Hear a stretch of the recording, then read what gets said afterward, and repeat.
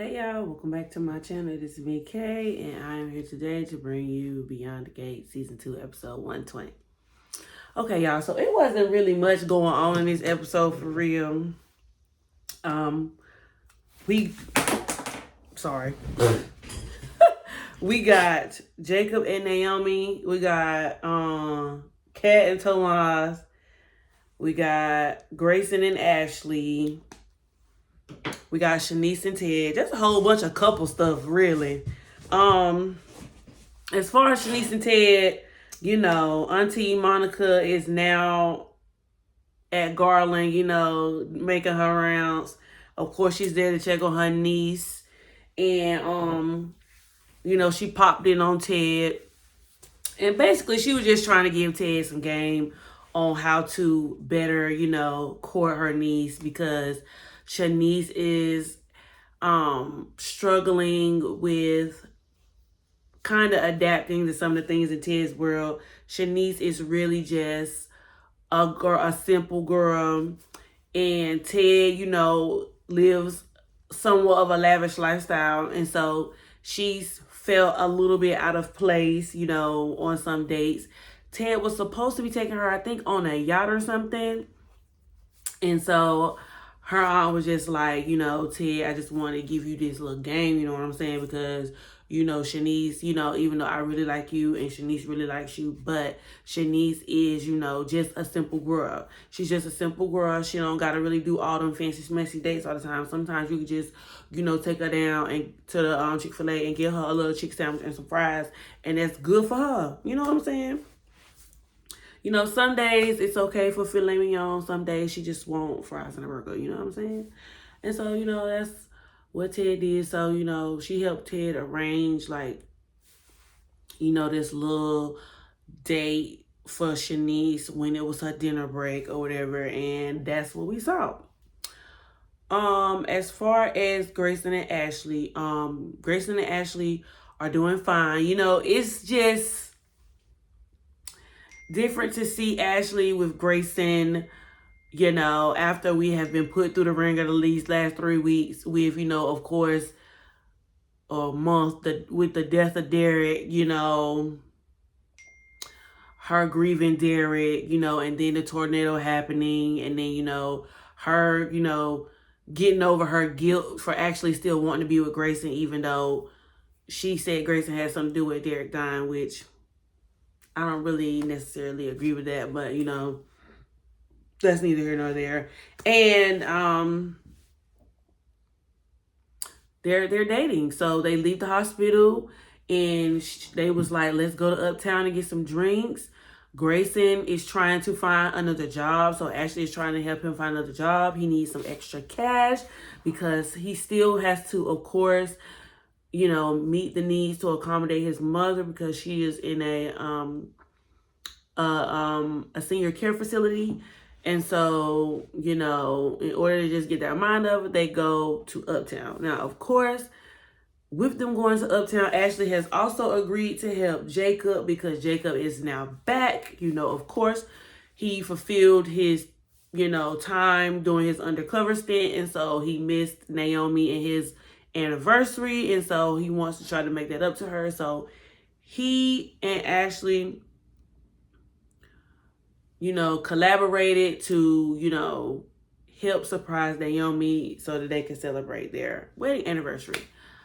But in doing so, they were met with this really subpar bartender who is not very good at his job. He is not attentive to the customers. He is on his phone. He got their order wrong a couple times. And Grayson tried to be more than patient with him. But nonetheless, the supervisor overheard the transaction between Grayson and the bartender. He sent the bartender outside to take a break. The bartender ended up quitting, and Grayson ended up filling in for him. Now, didn't that flow so smoothly? I was just like, Of course, Grayson is going to, go. Of course, Grayson got his certificate. Of course, he kept it up to par. Of course, he was a bartender when he was in school. And of course, he's going to get a job offer by the end of this episode. Of course. So now Grayson went from trapping blood to trapping drinks at the bar at Uptown, period, Grayson. So Grayson is going to be able to meet his mother's niece because he got an immediate job offer, from the the manager at Uptown. So now we about to be at Uptown all the time, chat. We about to be at Uptown all the time because Grayson gonna be working there and actually probably gonna pop in from, night to night, just so you can see how Grayson doing because Grayson is there at work. We also get a little bit of we get small doses of Leslie throughout the episode. Leslie went down to the police station looking for Malone, but ran into Jacob because, of course, as you know, she is kind of still skeptical of the new, what's the lady's term? What's the lady's job? Chief of staff, that's what it is. Auntie Monica is new chief of staff, and of course Leslie is still skeptical of the new chief of staff because the whole thing that went down with Leah and Leah, stealing plasma from the hospital and from the free clinic. So, she wanted to get a background check, but Jacob is not feeling it.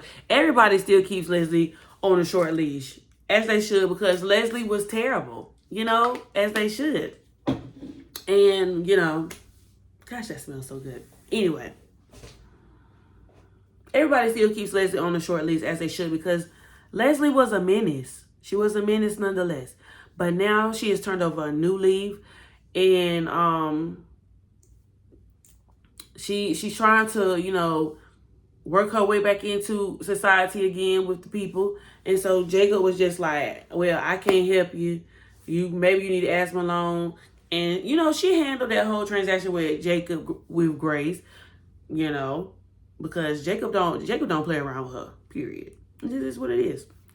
So then we later see Leslie go to the hospital. She meets with Auntie Monica or whatever like that.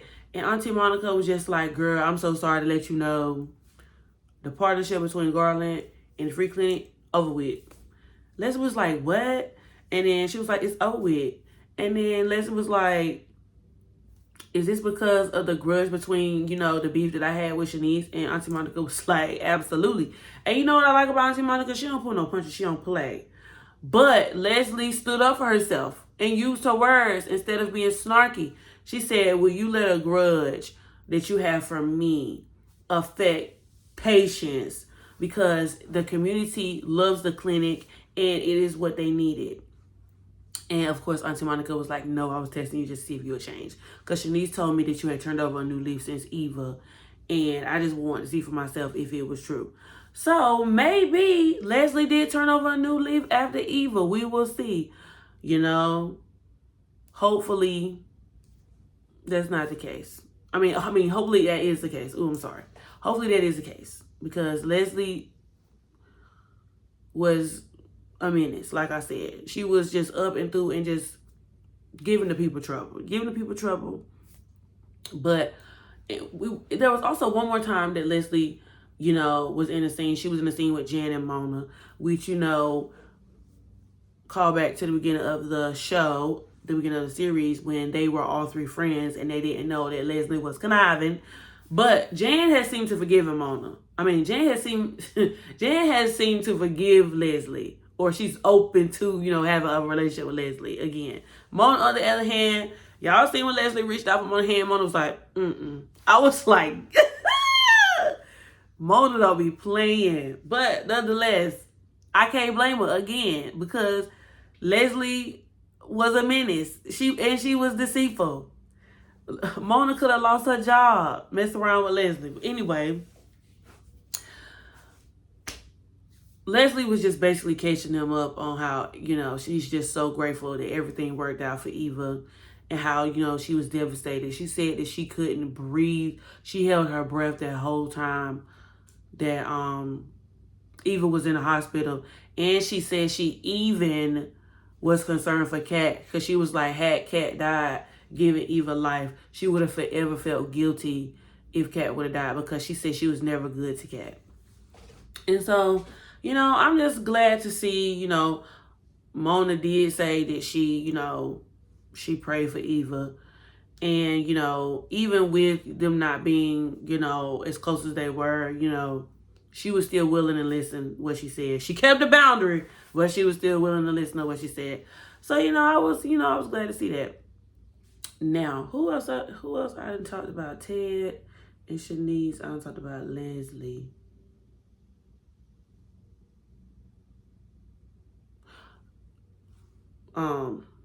Jacob and Naomi. Okay, so yes, Jacob and Naomi. Jacob, like I said, is trying to make up for lost time. He is trying to spend all the time he can with Naomi. He's trying to wine and dine her, you know what I'm saying? And, tonight was date night, and he was adamant about getting him out of the house. Now, I don't have no problem. For the most part, Jacob can do no wrong in my eyes. He's perfect. And he's fine as well. That doesn't hurt. You know what I mean? Jacob didn't do no wrong in my eyes. He's trying to wind and down his wife. And I'm like, yes. He's trying to make it for lost time. I'm like, yes. You know what I'm saying?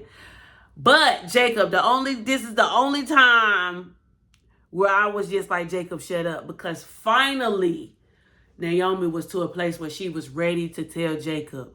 And I had been tugging at Naomi wig for weeks. Because I'm just like, girl, why you ain't told your husband? Why you ain't told your husband about that bronchogene? You just got him out here just in the dark. She looking on the computer at websites, you know what I mean? Trying to build up the courage, how she's going to break this news to Jacob. Now, when she does break the news to Jacob, I'm pretty sure he's going to be relieved to know that she told him. But at the same time, he's probably going to be mad because of how long she kept it secret. And then it was the wording. Did you pay attention to the wording that Jacob used? He said, nothing matters. This job doesn't matter. This life doesn't matter if I don't have you in it. And I was just like, ooh, there go the setup. And then, Naomi's sitting there trying to tell him, like, Jacob, I don't ever want to go. I'm so glad Gran got through this situation. And, it was hurtful to see her go through that, and I would hate for somebody to have to go through that by herself. So she would work herself up. And I was like, Jacob, shut up. She's trying to tell you, bruh. She's trying to tell you, bruh. But you just adamant about going out. And, I was happy for him, because like I said, I love him. He can do no wrong in my eyes. But, Jacob, just this one time, just like I said, she's trying to tell you something, bruh. So maybe we'll get, maybe we'll get the confession from Naomi today. Or maybe she'll tell somebody today in episode 121. So, nonetheless, he took her out, and like I said, he collabed with Ashley to help surprise Naomi. He went and got, a certain champagne they had when they got married. They talked about their vows that they said. Very cute, very tea little moment. And I was like, oh, okay. Now let's get down to the nitty gritty. Kat and Tomas. Is this the beginning of the end for Kat and Tomas? I hope so. Now, as for the discussion that Kat and Tomas had when, because I think the day before that on episode 119, the episode ended on Kat telling Tomas telling Kat that him moving into her condo is not going to work for him. And so I was just like, ooh, yes. So basically, Kat asked Tomas, what is the issue? Why do we have an issue? Why is this not going to work for you? Now, mind you, in the beginning,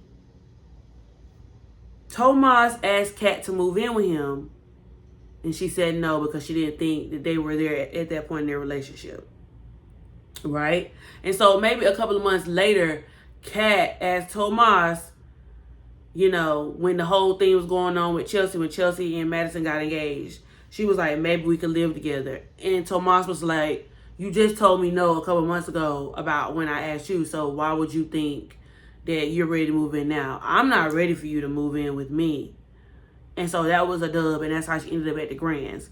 And now here we are again with Kat asking Tomas to move in. So this is the third time, guys. Third time.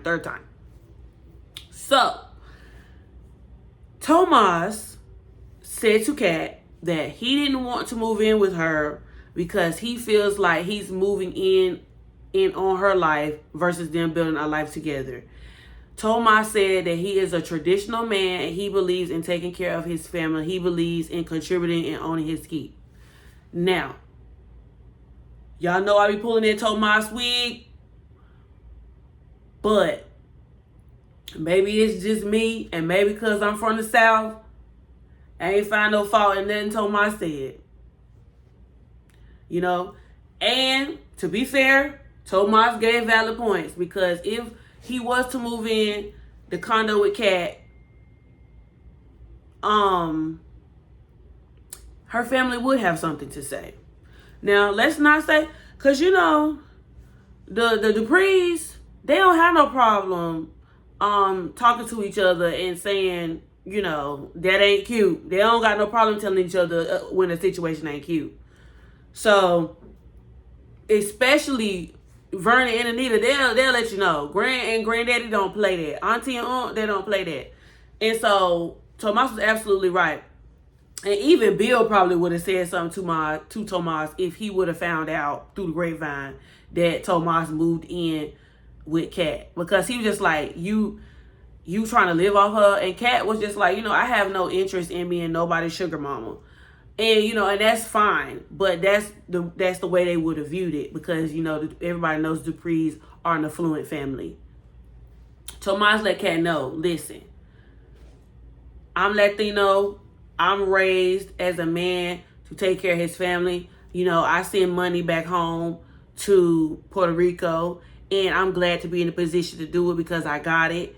He was like, and I don't mind taking care of my family, but I like to earn my keep. I like to pay my rent. I like to pay for my utilities. I like to do all these things. And so I feel like I would feel better if we are, you know, contributing. And if I was contributing and we're building a life together versus me just moving in, you know, and I don't blame Tomas, because at any given moment, if it don't work out with him and Kat, and that's not his place, and her name is on that place, and they decide they don't want to be together, or she do something, or he do something to make her mad, she can be like, you can get out. You can get out my condo. And you know, Tomas, I don't blame you for that, gang. You had a point. But Kat insisted that that's not how it's gonna be. You know, she want him to move in. You know, she want him to bring his toothbrush in and all this other stuff, right? So Tomas was just like, well, maybe we can meet in the middle. Maybe I can, you know, stay a couple nights a week, but still keep my place. You know, as you know, him keeping his place is his form of having a security blanket in the event it don't work out, because in the event it don't work out, he still got somewhere to go. He ain't gonna be homeless. So he was like, I'll keep some stuff at your place. I'll still keep my place. I'll stay at your place majority of the nights during the week. And then, you know, I'll still keep my place, go to my place. You know what I mean? And he was just like, and I would like to contribute to rent, and I would like to contribute to paying half the utilities. And Kat was like, you know, that's cool. But when she said, I think we need to kiss to seal the deal, and when she hugged him, she made a face. So later when Tomas left, Tomas had a conversation with his parents about, you know, marriage and, you know, grandchildren. And so the pressure is coming from Tomas's family and from Bill. So now, you know, it started to make more sense. Maybe I missed that the first time with this whole family thing, because, you know, Kat was supposed to meet his family, but, you know, Kat cannot travel right now. So that's another time that she doesn't get to meet his family. But now we know that, you know, his family is saying, you know, when his mom and daddy was his age, they was already married with a kid. And so basically they trying to, you know, it's Kat the one. If you feel like this about this girl, you feel so strongly about this girl, you really like this girl, why aren't you not marrying this girl? I don't understand. That's the way it sounds like it's coming from his family. But at the same time, you know, Kat has a conversation with, well, Mona and Jan stopped by Kat's place to bring Kat some, well, not Kat's place, but by the guest house. You know, Kat still lives with grandma and Gran and Vernon. But they stop by and they bring Kat some food. And Kat tells them, you know, what was the phrase that she used specifically? She said, I need to know if I should just dump my man and move to a convent or something. And you know, we've all said at a point in time, like, should I just, you know, live my life single and become a nun and live for the Lord? Because I said to myself, I totally could resonate with Kat saying that, because I have said that myself. But it's just like, this is the beginning of the end, because Kat is starting to feel like, you know, she knows that relationships take work, but she feels like she's putting in overtime hours in her relationship versus just working her regular shift. And I kind of like that metaphor, I'm not gonna lie. I thought that metaphor kind of ate, because I was just like, girl, at this point, not only are you working extra hours, you're working for free at this point, because you're not receiving any kind of compensation for this. Girl, actually, you're in the hole. You just bought a whole condo thinking it was going to save your relationship, and it did not move the relationship needle forward none at all. At this point, girl, you should have just stayed at the Grands. Because, and listen to your bestie cousin Chelsea, because she told you not to go out and try to get this condo all willy-nilly, because that was not going to fix your issues with Tomas. All because you think you hurt his ego by saying no to an engagement he had no business proposing, because two people from your family already told him no. And maybe once Kat finds that out, that's going to play into her terminating her relationship with Tomas. I think that once Kat and Tomas move in together, this will be the straw that broke the camel's back. Because, you know, sometimes people just got to see. Moving in with somebody who I ain't married to ain't never being let's just do this so I can see. I ain't never gambled like that, and I won't ever gamble like that. That's too much of a risk. Like Tomas said, I'll spend the night a couple nights, but I'm going home. I'm going to my place, because no.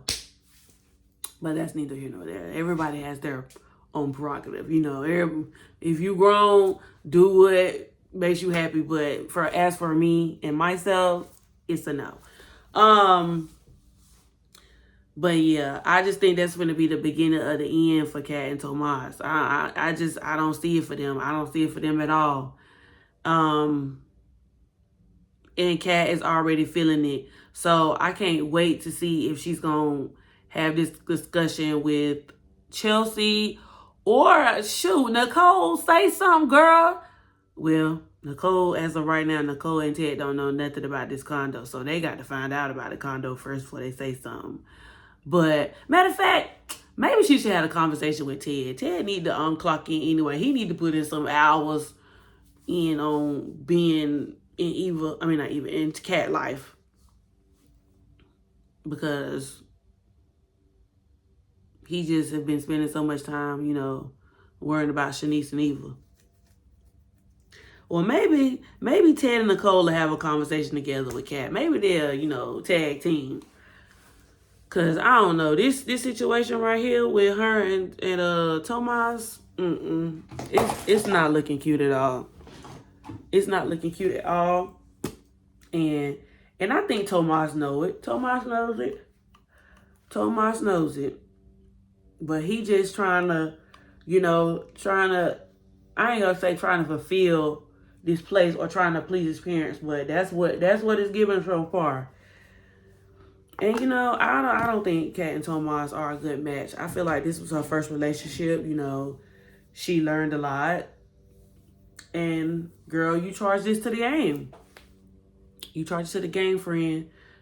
You know, sometimes in life we got to take an L.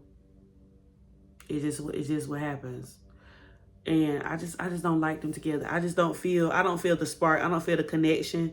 even with them on screen, you know how sometimes when you're looking at two people on screen and you could just feel they had a chemistry on screen. I just don't even feel like they even have chemistry on screen. Opposed to when I'm looking at like Naomi and Jacob. Like, I don't like the way Naomi talks and treats Jacob, but nonetheless, when they're like on screen being husband and wife, they have husband and wife chemistry on screen. Like when they're like affectionate and stuff toward each other, they have that connection on screen. You know, Eva and Isaiah have that connection on screen. I don't feel that with Kat and Tomas. So yeah, I don't know what y'all think. I know it's gonna be a lot of us that's really happy about this being the beginning of the end of Kat and Tomas, but we just gotta see how it's gonna play out, guys. We gotta see how it's gonna play out. But yeah, y'all, that's all I have for episode 120. Like, comment, and subscribe, and I'll be back maybe later on today with episode 121 review. Deuces.